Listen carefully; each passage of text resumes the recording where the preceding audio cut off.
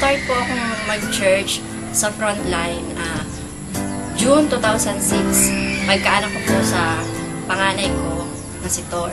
Na-experience ko po, yung una kasi, hindi naman siya sa believe.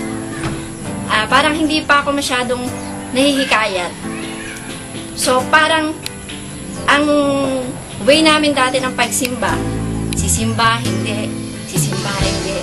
Yung parang yung ganong feeling na, okay lang kahit hindi kami sumimba.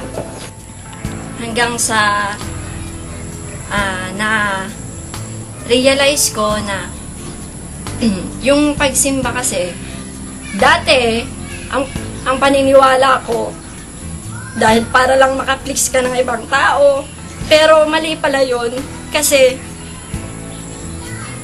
naranasan ko na, parang tinawag ako ni Lord na, sinabi niya sa akin na, halika, subukan mong baguhin kung ano man yung gawain mo sa buhay, at maglingkod ka, maghanap ka rin ng mga taong katulad mo na naligaw ng landas, na ngayon, pwede mo silang mapabalik sa magandang daan.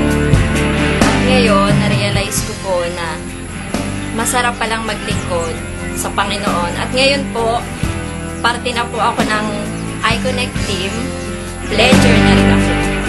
Isa na rin po sa nakakatulong sa akin ngayon ay ang pagsali po sa small group.